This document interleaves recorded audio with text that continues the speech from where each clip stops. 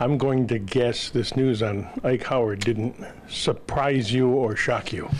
No, I think we're just excited, yeah. I mean, I think at the end of the day, Ike, it didn't work out in Tampa, and I remember him coming to me and say, Coach, I'm coming back, and I said, let's pump the brakes, Ike. There's probably about a 3% chance you're going to be back. So obviously we take it back, but I think you've earned an opportunity to earn a contract, and if you're not going to Tampa, there's going to be teams that are going to want to trade for you, and obviously it worked out going to a great spot in Edmonton, and I know he'll represent our university in a great way. You told him 3% chance, so you thought this was a likely scenario. Yeah, this is what I figured. I mean, you look at what he's done, and it's been 3 years since he was drafted, and he's grown his game, and to have the season that he had and win the Hobey Baker and Player of the Year, regular season Player of the Year in the playoffs, and All-American, everything you can do, and I think that he's ready for that next step.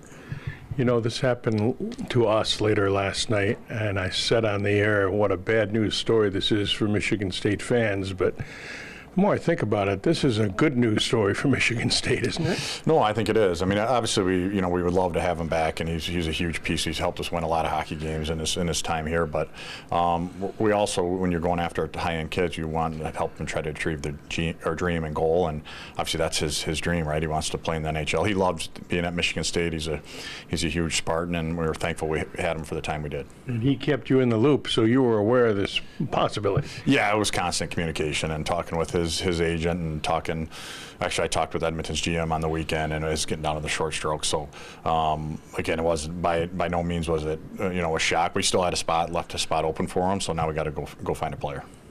Yeah, that's my next question. Do you find a player now? I mean, you still got openings, don't you? Yeah, I think you look at your list. We've been on guys and again planning for this scenario, right? And so you keep recruiting, then being open with kids you're recruiting as hey, this is the deal.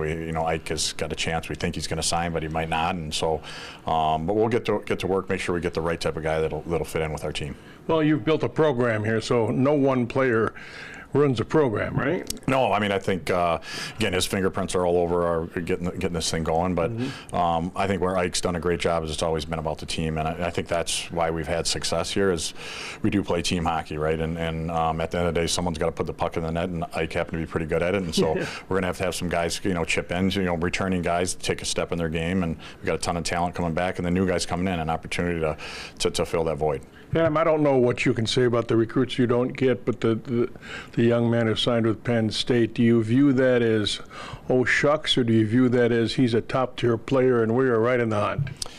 Yeah, I think probably both sides of it, right? Obviously, you're competitive, and I think that's the side of recruiting probably I enjoy is the competition side of it, right? You want to land a kid, but I'm extremely confident the way we recruit, and I think likes attract like, and so you come on campus and we're going to be who we are. We're not used car salesmen, and you like it and you come, or you don't and you don't come. And fortunately, we are in the mix with a lot of the top players, and for us is I think that's really important. Like be really genuine here when they're on campus, so they actually feel what it's going to be like on a day-to-day basis. And in the new reality of college athletics, obviously you have a bankroll, but you don't have an open bank, right?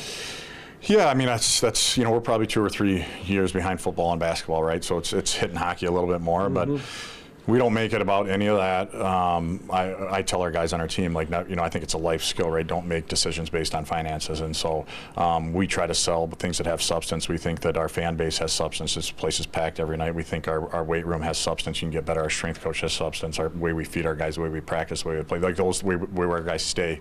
To me, those are things that have substance that help you develop and help our team be good. Your players reported yet? Yep. Yeah, they're here. We can't.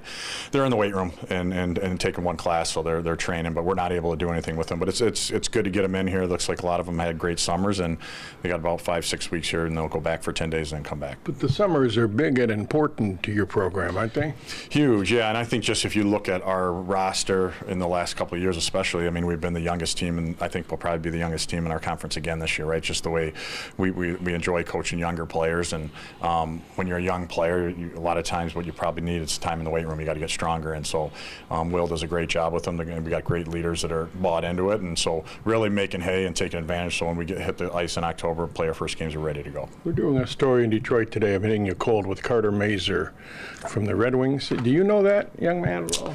And just from a distance, right? When I was coaching with the Red Wings, he was drafted there. Okay. I think I met him. I was at the draft, and he came up in the box. We sat up in the box or whatever, and he came up and met him, and I think he's from Jackson, I Yeah, believe, he right? is, Yeah, yeah. so I think he was originally actually committed to Michigan State. Oh, I didn't know that. He was committed to Michigan State, then for whatever reason ended up going to Denver, and obviously had a heck of a career there, and a ton of promise for the Red Wings with him. All right. I appreciate